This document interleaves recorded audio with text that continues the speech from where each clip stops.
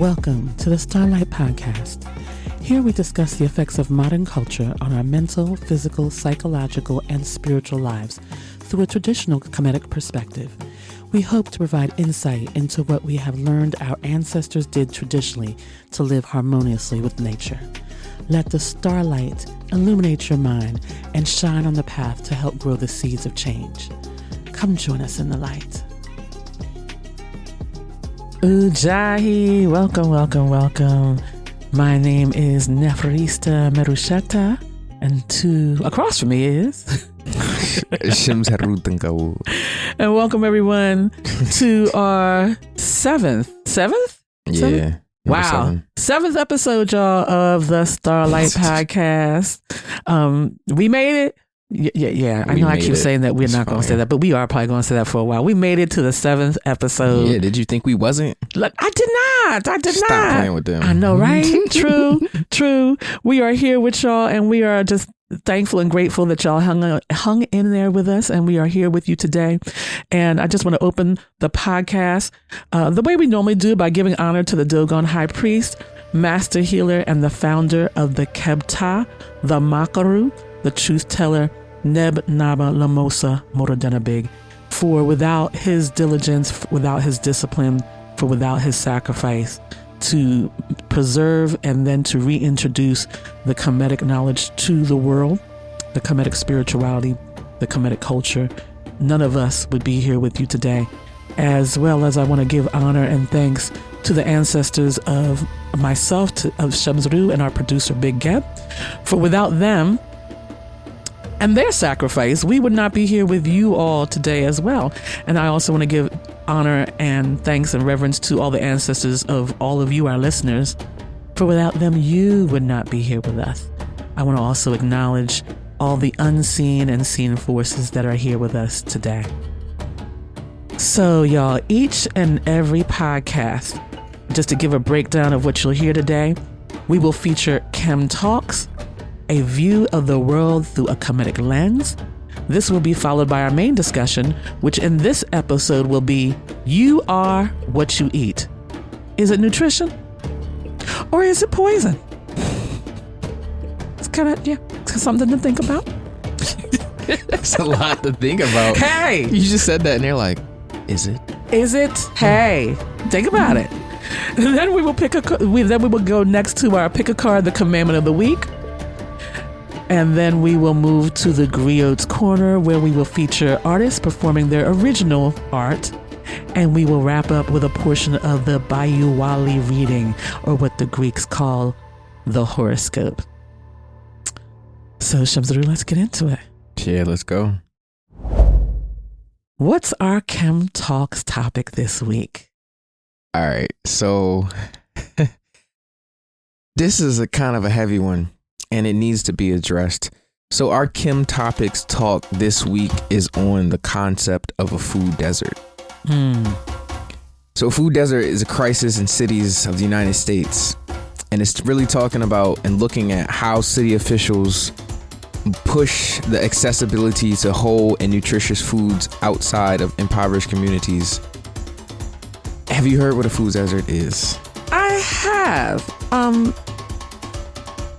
have, but let's get into that for our listeners who may not know what a food desert is. Yeah, so just to give some overview, a food desert is a place where good quality and affordable grocery stores are hard to find. So the United States Department of Agriculture says that the poverty rate is greater or equal to 20%, or the median family income does not exceed 80% statewide. This is also in rural and urban or metro areas.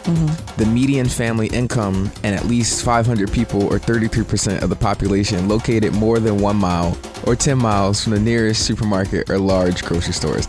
I know that might sound like a lot. So basically what it's saying is, if you can't access a grocery store inside of your neighborhood and then you have to travel to another neighborhood that's farther than 1 mile, then you may be considered inside of a food desert. Okay, I didn't know that. Yeah, because it's not as big as, like, you hear the concept food desert and you think of like this large thing. Like, granted, we're about to get into like some more stuff today. Like, it is a large thing, but if it takes I'm sorry, I'm very excited.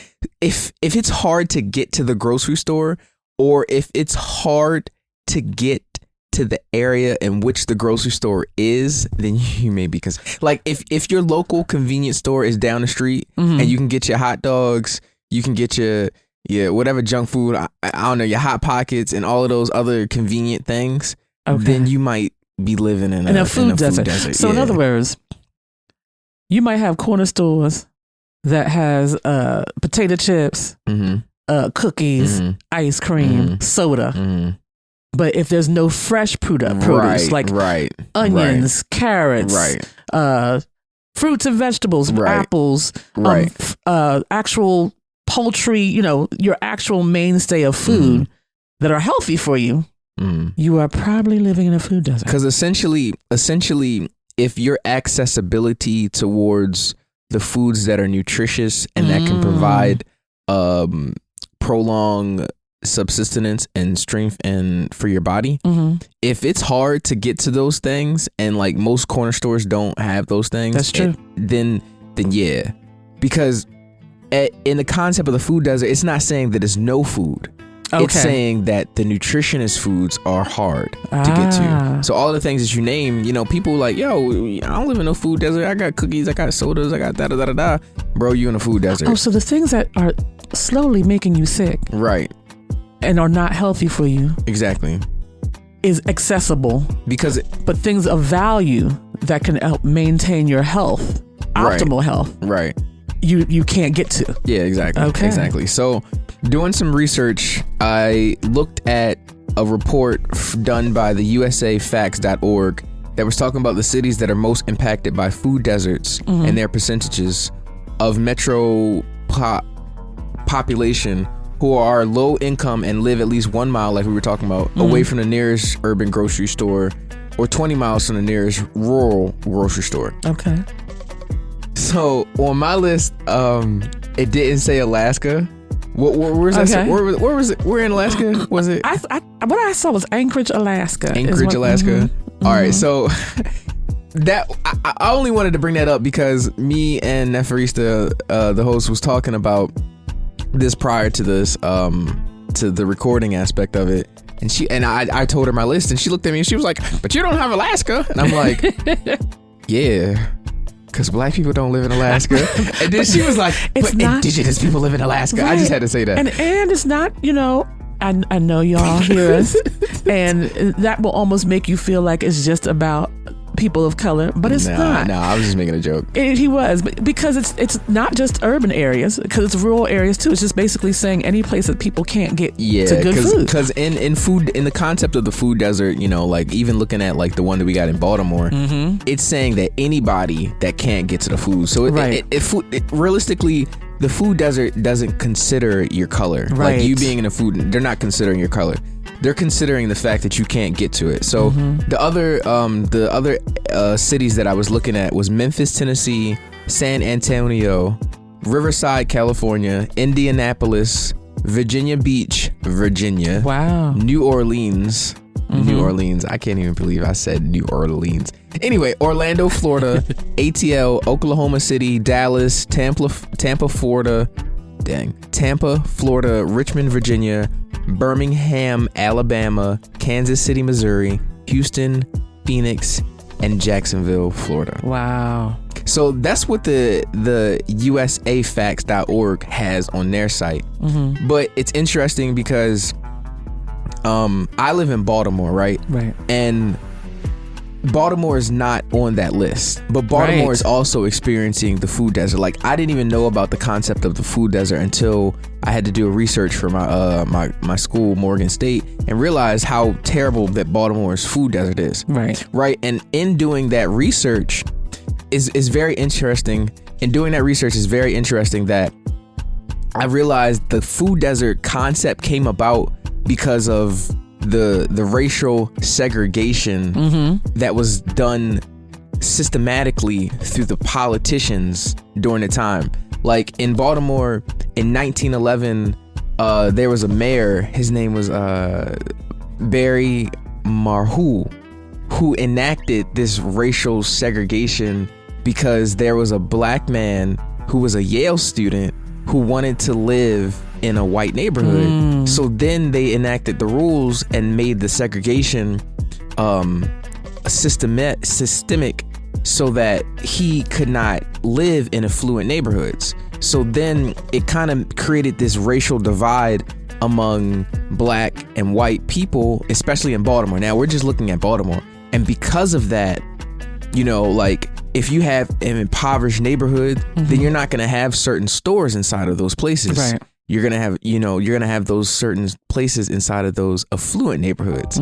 So then like it created this division. Right. And like, it's very interesting, like even the concept of the food desert, of how it comes about, because it's not always just because your accessibility towards the thing. You got to look behind it. Right. And like in Baltimore specifically, although we're not on that list, that it really comes due to the political disposition that we find ourselves in. And yo, it's crazy. It's really wild.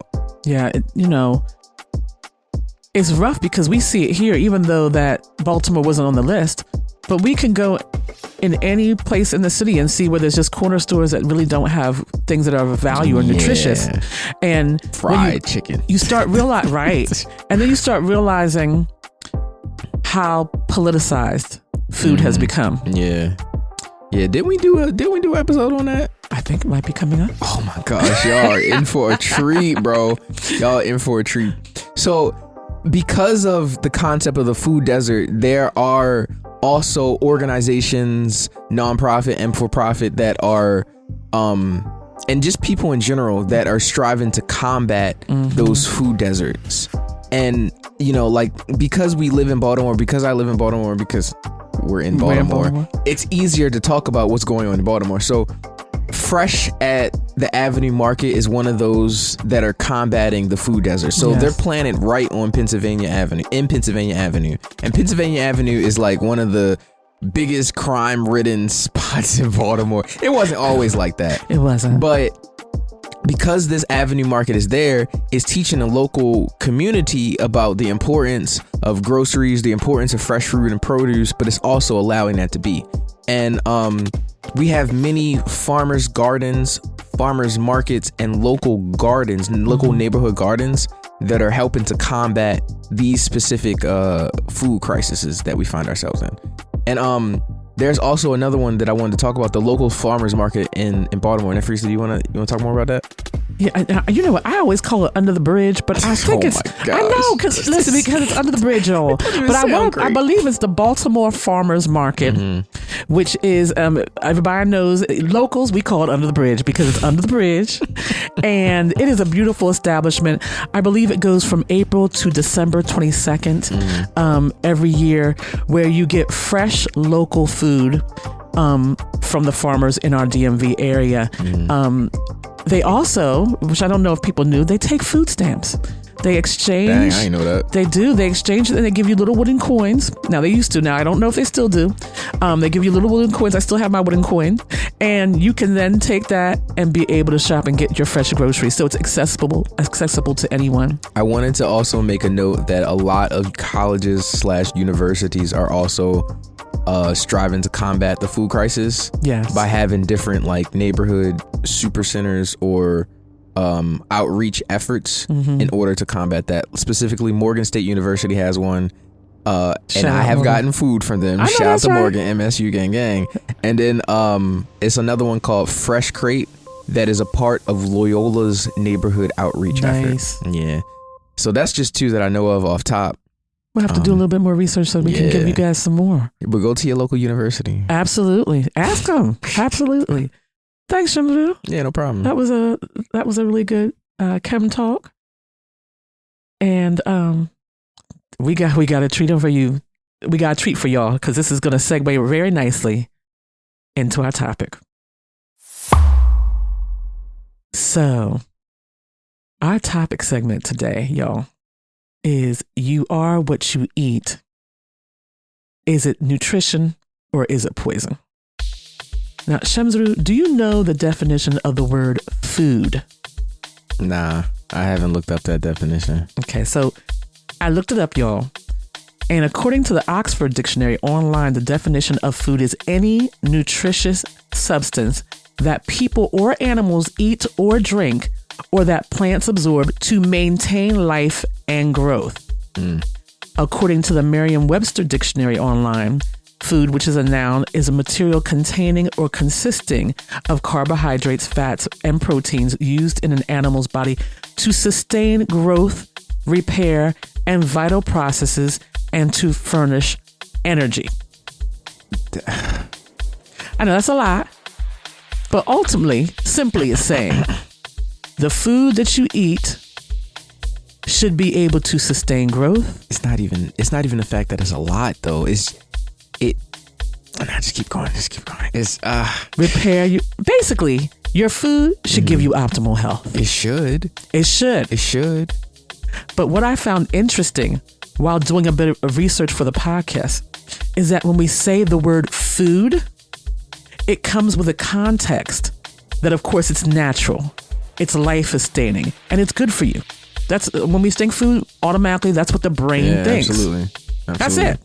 However, food has become weaponized and politicized, so we can no longer make that assumption. Because I'm not exactly certain when this shift happened in the U.S. I'm not entirely certain when food became something that you can't automatically assume that it's going to be natural and good for you. Yeah. I don't even want to bring that up, but yeah. Oh yeah, what? Yeah, okay, because I was watching a documentary. Okay. And I just don't. The only thing that I know of that during the turn of the century, during the Industrial Revolution, and I don't have more of the statistics and all of those to give you a lot. Okay. I don't even know the documentary name, but when things became more of a what do they call school systems? What they do? What the school systems do? Yeah. Warehouse operates. System, right, yeah. Okay. When things became how warehouse functionality, the warehouse environment happens, then that also affected the food, because instead of having the time to go home, or to have your wife cook the meal and convenient, easy, quick. When convenient, easy, and quick became the modality of the mindset of the people, then what became the good and nutritious and healthy food got subsidized into what's easy, what's sustainable, and what's the longevity concept. That's why you can there are certain foods in a grocery store that can survive a nuclear war. That's not food. Exactly. That's not food. Exactly. But the thing is with the concept of food, we all understand it to be good, healthy, and nutritious. Yes. But because we're not doing our due diligence to research what the politician thinks of it to be, yes, therefore allowing those things to permeate or to go inside of the convenience stores, meaning the soda pop, the chips, and all of that, they all consider that's all food. Look, the fact that you even said convenience stores. It used to be the grocery market, the supermarket. Now it's the convenience stores. They're called convenience stores because they're convenient. And look, I never realized with the concept of the weaponization, it also weaponized the mind. Yes. Because on the outside of the store, they usually have convenience stores. They have the name that says convenience. Absolutely. Or some type of, way to insinuate that it's Quickie easy. Mart. Right. Quickie Mart. Yo, it's in the captioning. So right there, they already captured the mind. Oh, okay. Well, I go in there, I get this. I got my sauces, I got my sugars, I got my salts, and then I got everything that I shouldn't be eating inside of my body. But you look at the fact, and a lot of people look at the fact that if it quells hunger, then it's food.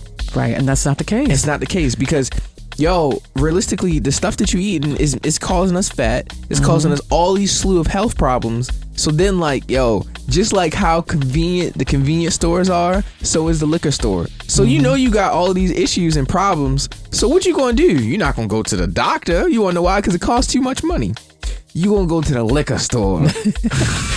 See, it's interesting to say, because like you said, when we think of the concept food, we automatically think it's going to be something natural for you, something good for you. But now, because of it being politicized, there's also all sorts of different quote unquote types of food. And I'm going to get into that a little bit. These definitions I had to look up because now we hear the word natural foods.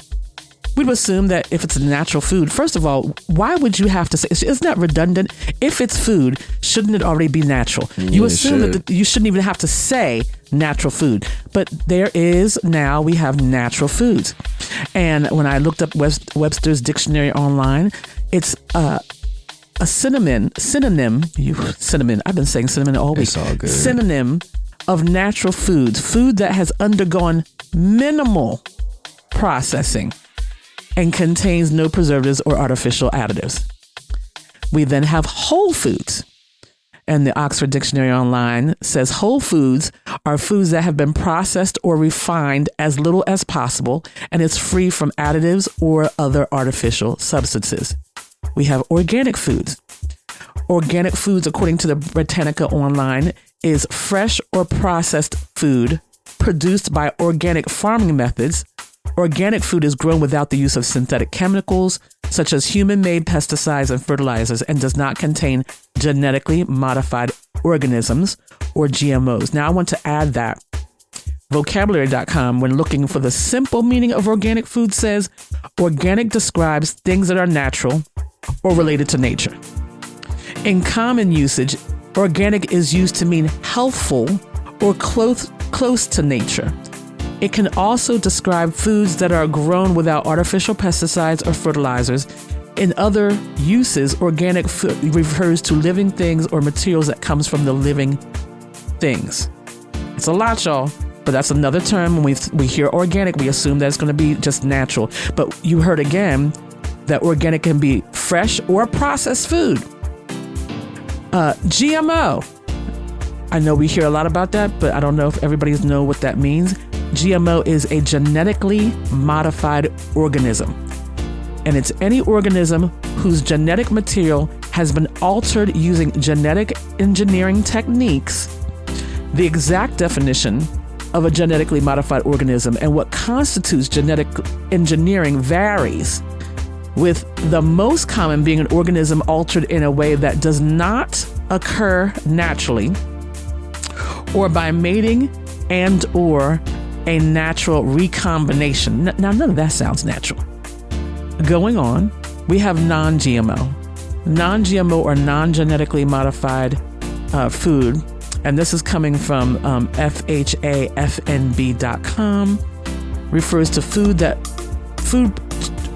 products that do not contain genetically modified organisms, just simply.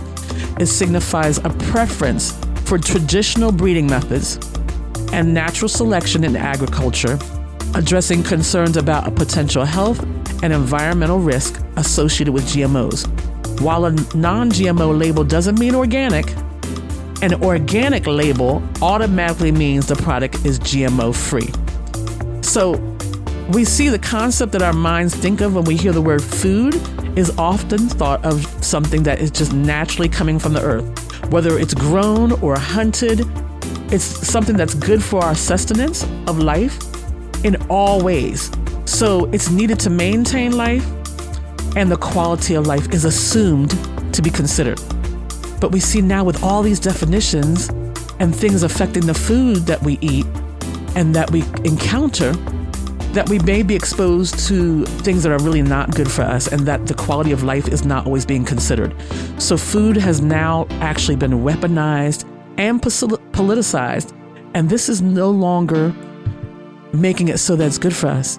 We can't assume that food is going to be naturally good for us, and that's a big problem, because everyday consumers trust whatever they buy to think that it's not necessarily going to be harmful to them. And we see how actually nutrition and what is best for optimal health has now been replaced with eating for how it makes you feel. Like you were saying, just convenience, how it makes you feel, how fast it can be, all to plug you right back in to the job market. Not about being able to have, like Shamsru was saying, a wife or your husband or someone being able to be home cooking natural food from scratch. I hate to say it, and I know y'all gonna beat us up because we are about, there's something to be said about traditional roles. And we understand from a traditional perspective that a woman has different energies and gifts and magic with her, just like a man does. And there are certain things that are optimal for each one to do, and there's reasons why. But Shamsroon, can you speak on some of the traditional points when it comes to food that, like, we even saw in Merita? It was different. No, let me not use that joke. It was just,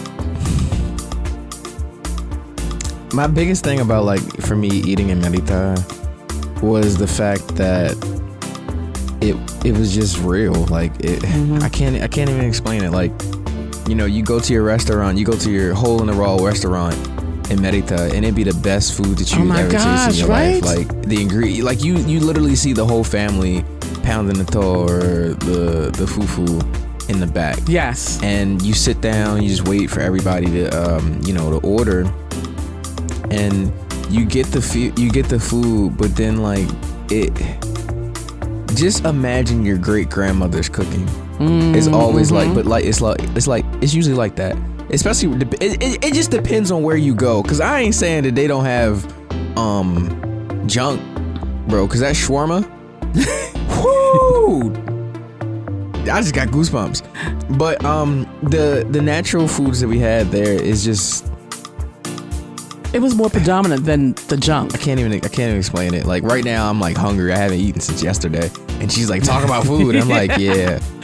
But it was amazing. And you tying back what you said, back when I was young, growing up, like you said from our chem talk, you had a butcher within a mile or two of your home that they were actually butchering and cutting the meat for you. You had a local market that had your fresh produce that was local, because now when you go into a store and it says local produce, if you look on your bell pepper or your tomato, local is in Maine. It's saying the East Coast. Well, how is the East Coast local? The whole East Coast is local to you? Wouldn't it need to be like your local, where you are, where you live? I don't live in Maine. I don't live in New York. So how is the onion from New York local to me? Like, it's local to the person who picked it in New York. Right. It's local to the person who picked it. It don't got anything to do with you. It don't. See? And then growing up, families had their own gardens. Mm-hmm. Everybody had their own gardens when I was young. Mm-hmm. And you kind of, and how it kept community is because what I might have had in my garden, you didn't have in your garden. Mm. So I would give that to you, and you'd give me what I need. Mm-hmm. We took care of each other. There are certain places that do that in the United States for sure. Mm-hmm. We're not bagging on the West. We're just trying to give you a different perspective that maybe we need to get back to. Yeah, because I mean, like, where my grandmother grew up in Mardella Springs, they did stuff like that. Right.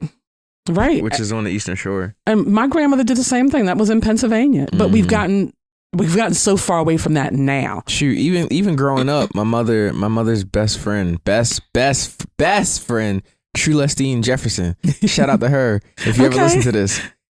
She kind of helped to instill like a different path of like growing vegetables and stuff like that. So we had stuff. We had stuff like that. Like even my mom, like just that condition that it's important to know how your food is prepared and where it's coming from is very important for you. Even back then, we had small family-owned butchers. We had small family-owned markets that made food accessible to their local communities.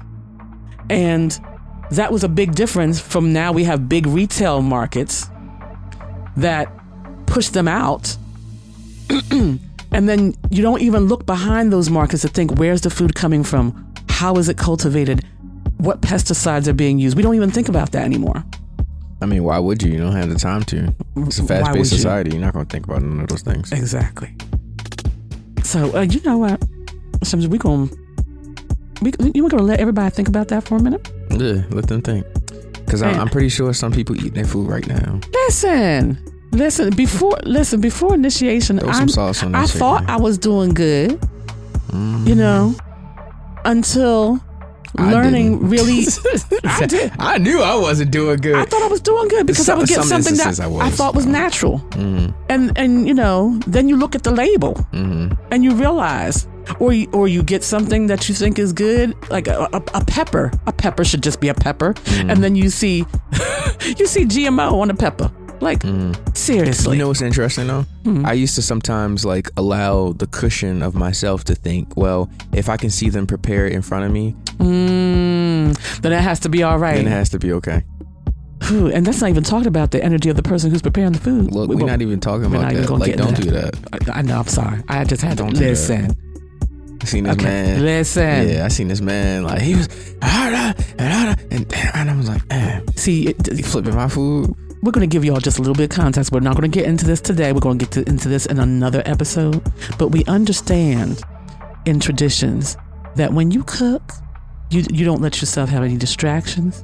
You cook with a light and joyous heart. You don't cook angry, because all that anger gets put in the food. Just like when in traditions, even how they kill and prepare meat is done in the right way, so that the animal is not holding on to fear and anger that gets translated in their body and their muscles through their systems, their nervous system, and then we eat that.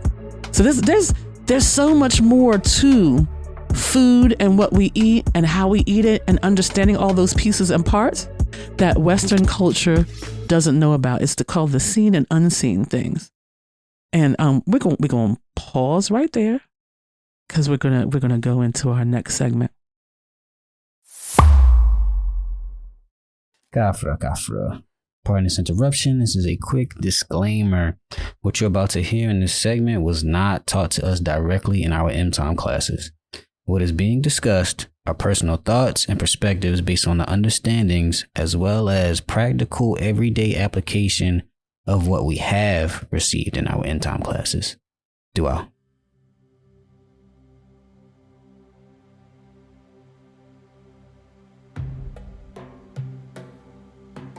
Some of you may know of the 42 laws of Ma'at, and some of you are familiar with the 10 Commandments, but all of these come from a much larger body of knowledge. The Great Book of Divine Ordinances, the Code of Human Behavior. These laws were given to humanity from the world of the gods.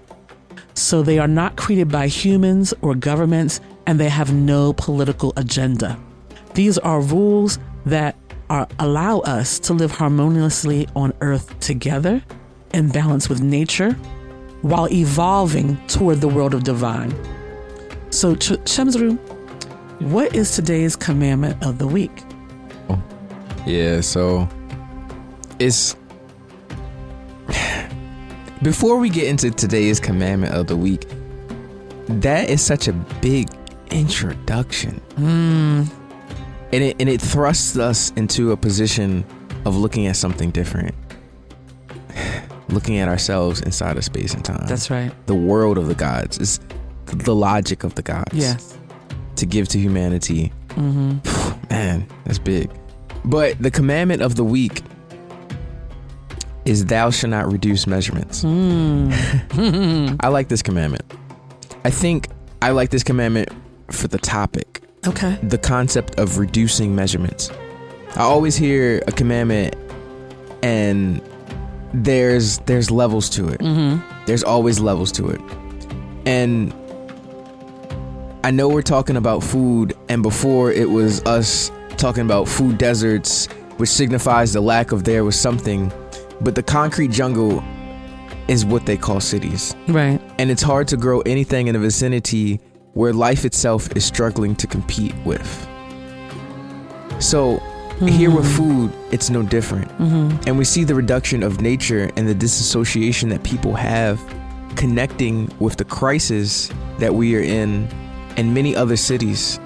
The Netaru are intelligent, and the commandments, especially because of our great ancestors, chose to want to be like them. The commandments themselves are multidimensional.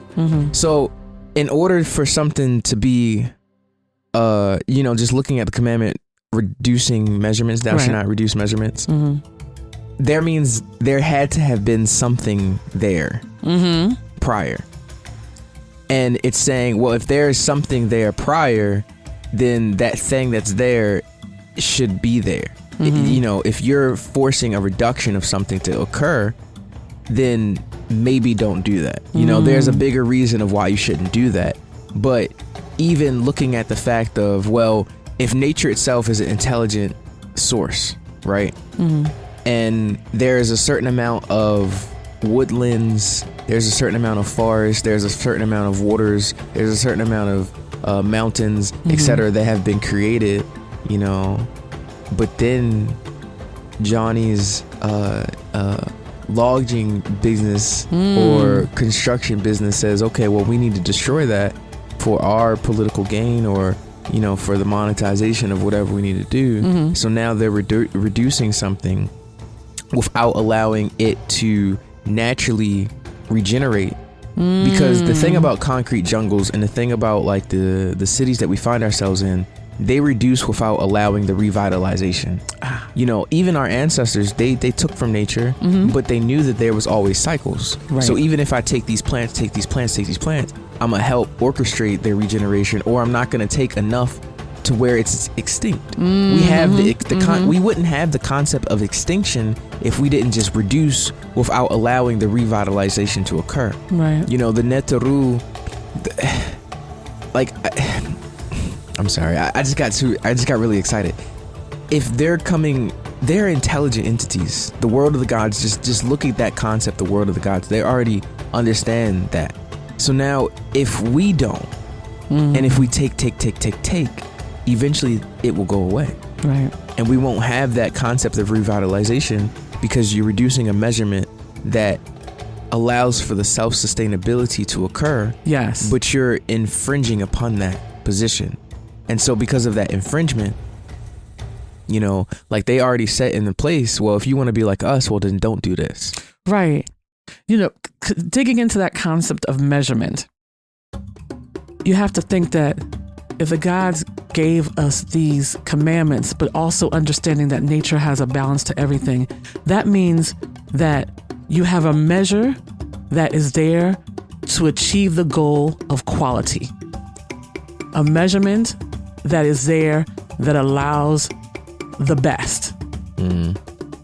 So to reduce that means that you're taking away from the quality, that you're making it less, you're degrading it. You are, in essence, destroying. So you have to think then, is it wise to reduce something in a way that is destructive or that makes it no longer have the same level of quality? You know what's interesting? I'm sorry to cut you off. You know what's interesting too? What's that? Because the commandments are so multi-layered, I think about this commandment a lot when I'm giving something to somebody. If somebody said, oh, can I have da-da-da-da-da, or even pouring water, I might give too much of something and be like, dang, I want to give this person all of that. So let me pour some out, And I even try to because that commandment, like I said, is such a multi-dimensional commandment, I even try to not do that. If I set in play and give something, let's say I take some food and give it to you, I'm not gonna be like, oh, that's too much, and I'm gonna take it back. I'm like, Dad, thou should not reduce measurements. So I just be like, all right, whatever portion I gave you is just a portion that you're gonna have. Right, but so many times, and we don't think about this commandment because there's no commandment for this in the Abrahamic religions. We don't think about the fact that, are you giving to your detriment? When we have just brought something into it. Yeah, when we have certain things that are for our own quality, and understanding from a traditional standpoint that being selfish is about the individual working to raise their own quality, to be a better human being. And then when you do things that take away from that and lessen your quality, or you give without thinking about your own quality first, then you are giving to your detriment. Listen what they say on the airplane. when the plane is What dropping they say. at altitude. They say, and they have to say that because there are so many who will put that mask on somebody else first and did not put it on yourself. You got to always consider yourself, essentially. Yep. And then you have to think then about maintaining your quality, your level of quality, and not reducing it. And then how your interaction can possibly reduce the quality of others. I tried. Somebody's snapping y'all. He's snapping y'all. Yeah. Oh, bear with me. He's been working on his snap for a minute. Yes. Anyway. So, even adding on to that, just doubling back to our chem talk and even the food, reducing one's ability to survive on their own by taking away the knowledge of how to grow their own food. Reducing one's ability to grow, to prosper, and become enlightened. These are all things that you can consider reducing measurements. And we always have to think, how is it lessening the quality? Mm-hmm. Thanks, Shamsru. Yeah, no problem. That was a good one. So y'all, again, that was Commandment 35, thou shalt not reduce measurements, the commandment of the week from the Great Book of Divine Ordinances, the 77 Commandments.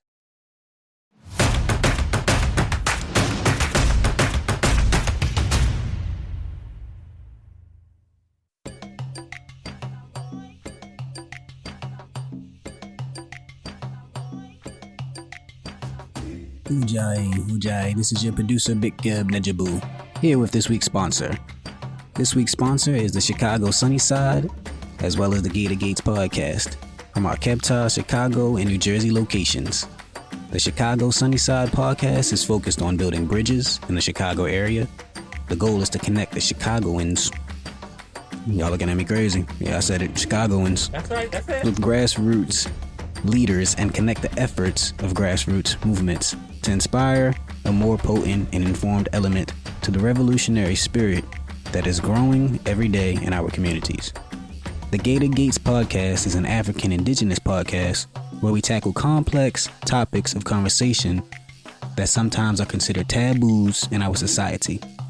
We touch on culture, politics, social issues, colonization, sexuality, revolution, spirituality, healing, and more.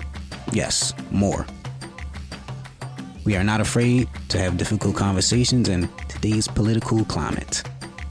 You can find either one of the sibling podcasts on youtube.com/@Kepta or by searching for the Chicago Sunnyside and the Gator Gates podcast on your preferred podcast platform. Now back to you, Neferisa.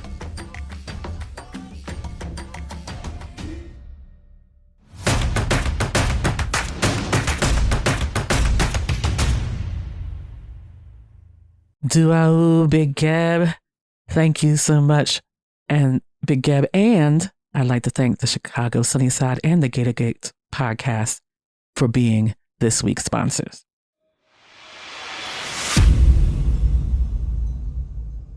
I want to introduce the next topic, which is the Griot's Corner. You ever heard a poem that was so creatively done that you start to think, dang, maybe I can write poetry too, right? So this artist that we about to have up, she doesn't usually and genuinely do it for you all, but this is a special episode. And I somehow convinced her to bring her poetry from her notebook back in the day when she used to write the poetry and throw the scene down. She's about to give you something very special and very amazing. So I am very excited and honored to know that this person specifically is about to have an archive of her great work forever embedded inside of the ears and hearts of the listeners today and forever. Let's give a round of applause to Neferista Merusheta. Wow. First, I'm trying not to tear up. Thank you, Shamsru, for such an awesome introduction. Okay, I'm going to say, y'all, like Erykah Badu, y'all be gentle with me because I'm trying to be an artist and I'm sensitive about my stuff. Just to give a little background, this poem is called Traffic. It actually came to me one day because I was sitting in traffic and I had an epiphany on how traffic affects us in a lot of different ways. So it's funny how you can be driving along, enjoying the scenery, happy and carefree, jamming to your own tune, on your way to your destination, and all of a sudden get stuck in traffic. Damn motherfucking traffic.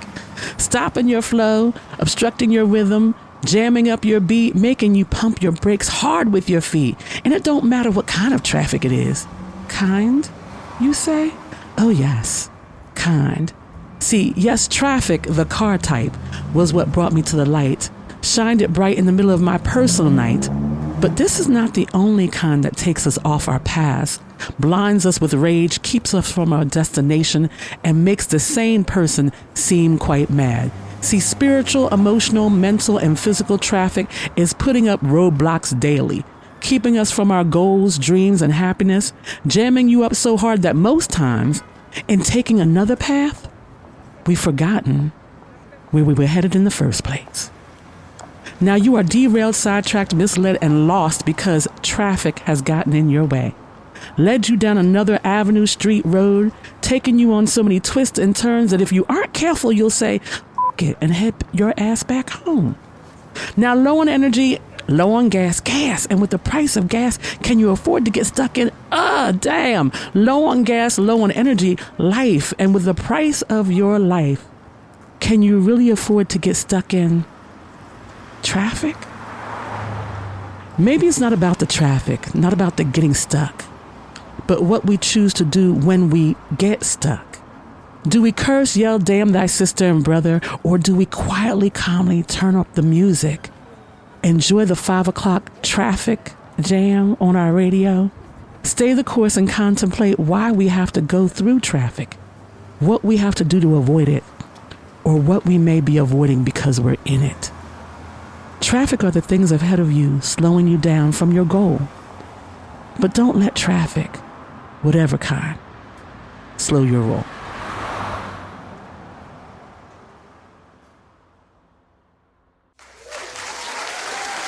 Yes. Man, now after hearing that, I'm gonna look at traffic a lot different. You know, like, bro, it gave me that visualization that I'm driving, I'm bumping, thinking, cruising, and all of a sudden the car in front of me slammed on his brakes. I'm like, whoa, gang, what you doing? And then we stuck for hours. You ever been stuck in traffic and you had to use the bathroom? Oh, bro. What? First time in New York City. Let me tell you a true story. We're in traffic waiting to get to this toll. That line to get to the toll lasted for 45 minutes. I never had to pee that bad. Never. Oh my gosh. It's going to bring me a tear in my eye.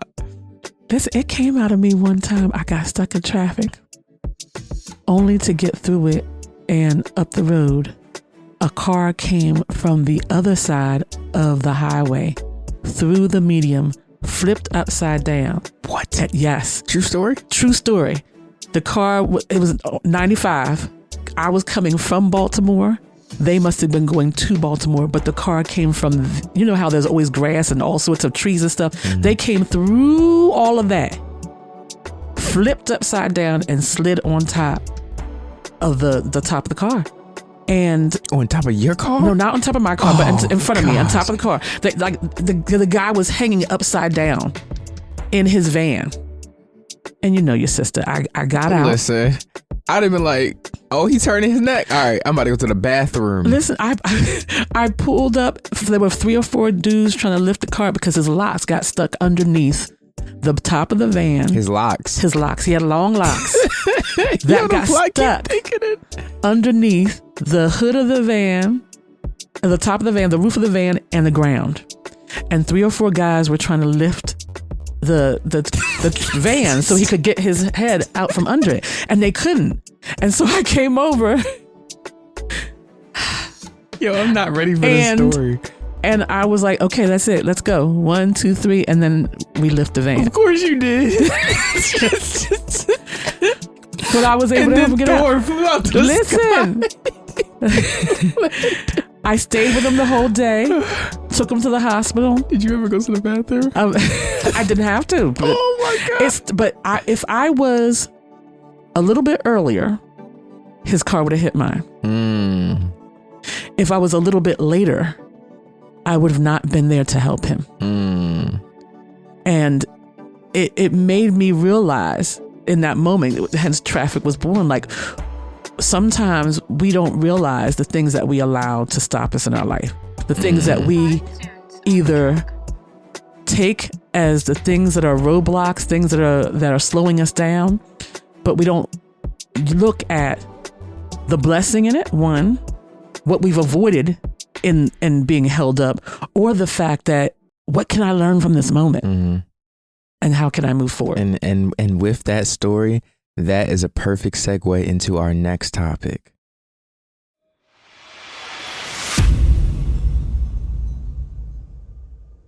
Bayawali divination, or what the Greeks would call the horoscope. This science of reading the Earth's energy is over 70,000 years old, originating in the temples of Thebes, Memphis, and Abydos, and known by modern science as geomancy. So parts of the science can be found all over the world, but the original form of the reading is known as Mtom, and it's still practiced by the Gormanche people of West Africa to this very day.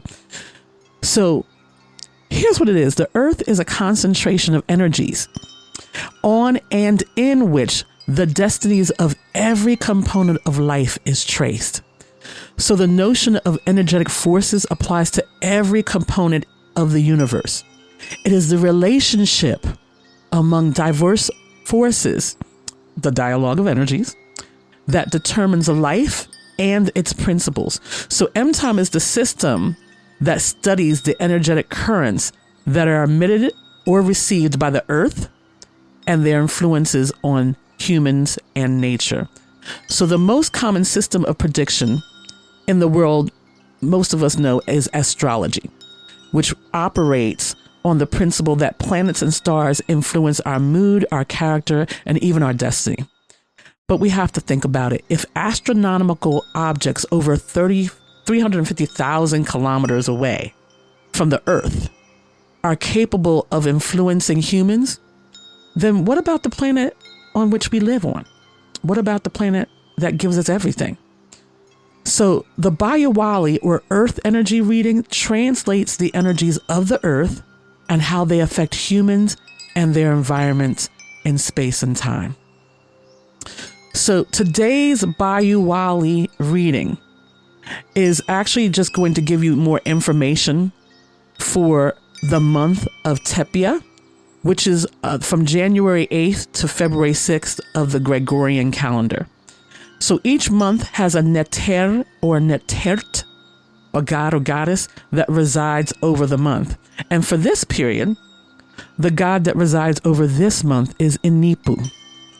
So Inipu is the god of cemeteries and embalming. He makes certain that the heart of the deceased is weighed fairly and guides those who have passed the test of the underworld. Before Wisr, Inipu was the judge of the dead. It was Inipu who embalmed Wisr after he was killed by Seth. He is organized and authoritarian, and he governs the entering of the underground world as well as the life after death. So that was a lot of information, y'all. But to get more in-depth information for those of you who are born under the Neter Inipu, or to check out your own Bayawali reading, go to www.risingfirefly.org and then click on horoscope to learn more about the Bayawali reading.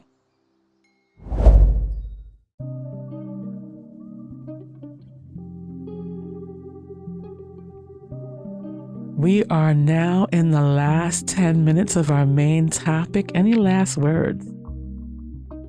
Just the concept of the food desert. Like, how nefarious it is. Because in most of the cities that I looked at, and just wait, before I even get into that, like when I was doing my own research in Baltimore for my project, it was such a big thing. And there is a lot of like, specifically for Baltimore, I know Baltimore wasn't on that list, but because I live here and, I witness it all the time, even when I find myself driving around the city, because I drive, DoorDash and Uber Eats and stuff like that. But it's such a nefarious thing. Like specifically, it's a political thing. Like in Baltimore, I can say that for 100% because of how the politics did the racial segregation with the segregation laws, right? So what they were doing here also inspired other cities to adopt those same principles. So now if you have black and white people inside of like a area where you're poor or where you find like low income, they're not going to put anything to like sustain that community. Right. And like most of those people don't have easily like accessibility to transportation. Like I'm sorry.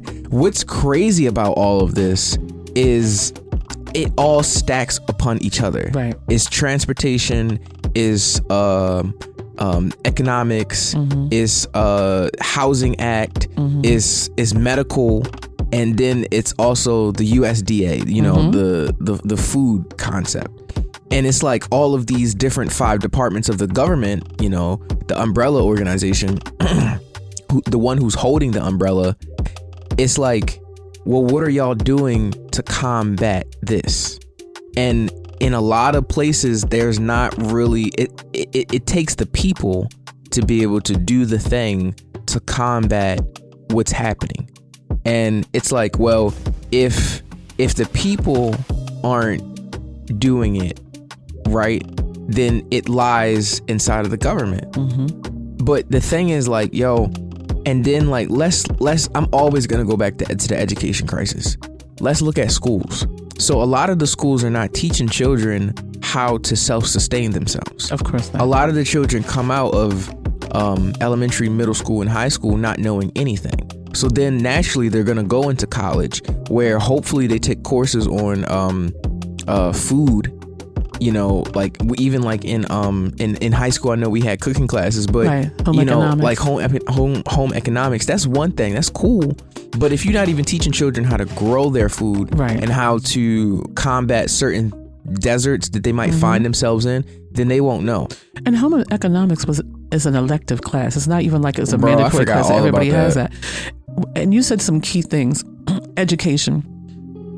When we think about it, we are taught to be consumers. We're taught to go buy the things that we need. We're no longer learning in schools how to farm, how to grow our own food.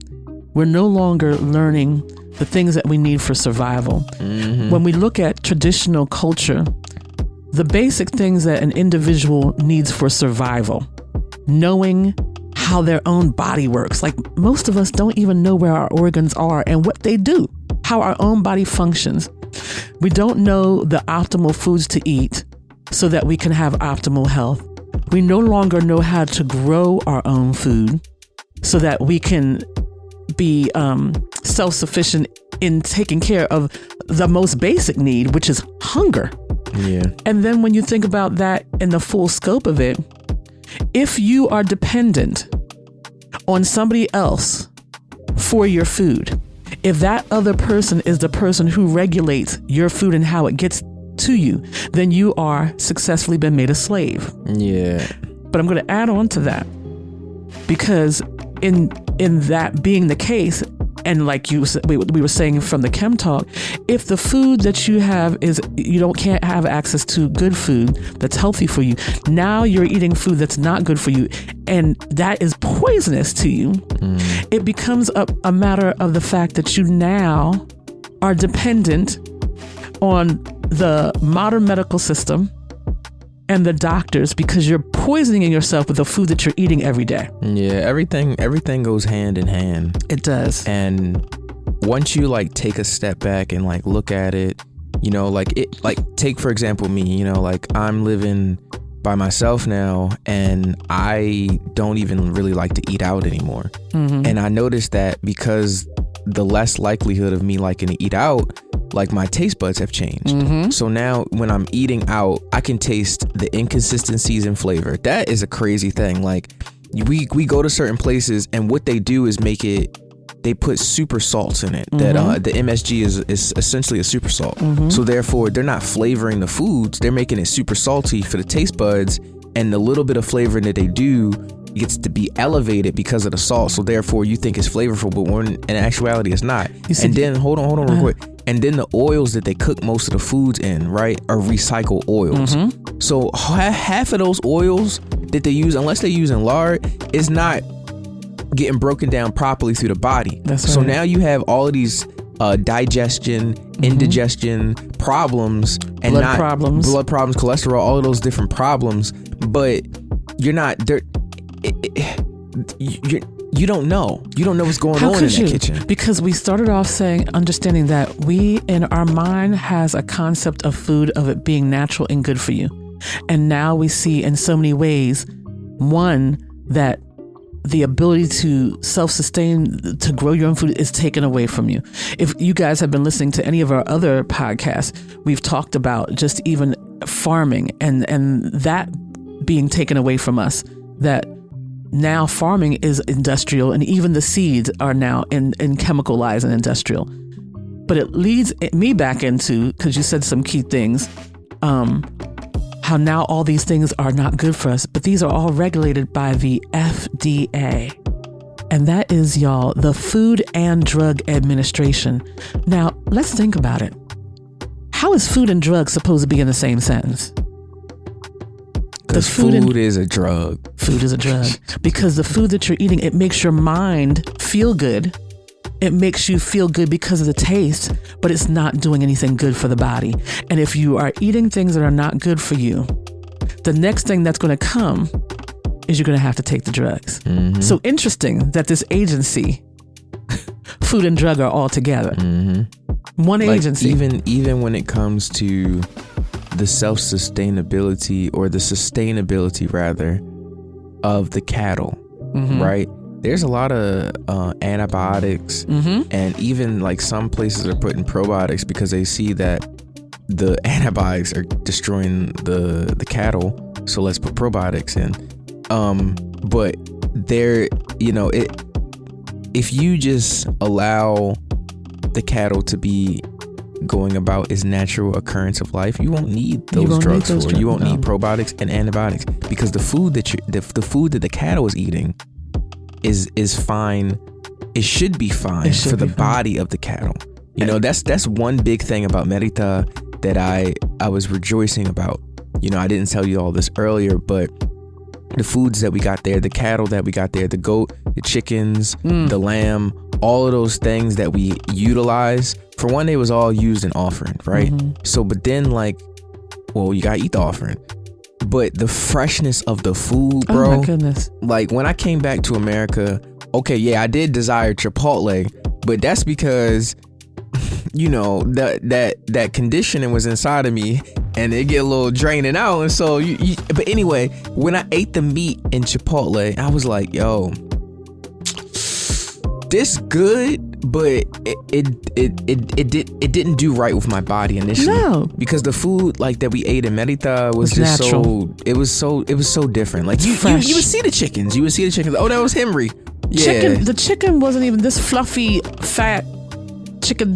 It was a thick, dense muscle chicken. Like these chickens in Merita, and so flavorful and delicious. Bro. But not at all. The chicken was completely different. You know it was really good. I'm sorry to cut you off.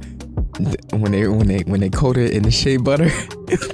Bro, how is listen? I was like, y'all don't even understand that shea butter is natural, but there are tribes that cook with the shea butter, and it was delicious. It was for the offering, yeah. It was coated in shea butter, bro. It was amazing, delicious. I'm like, I didn't even know we could eat that. You can eat the shea butter. You can eat shea. But it wouldn't be the shea butter for your body. They would have the. It would be the shea butter for your body, but it wouldn't be the same jar. No, because designated spaces. We'll get into that another time, y'all.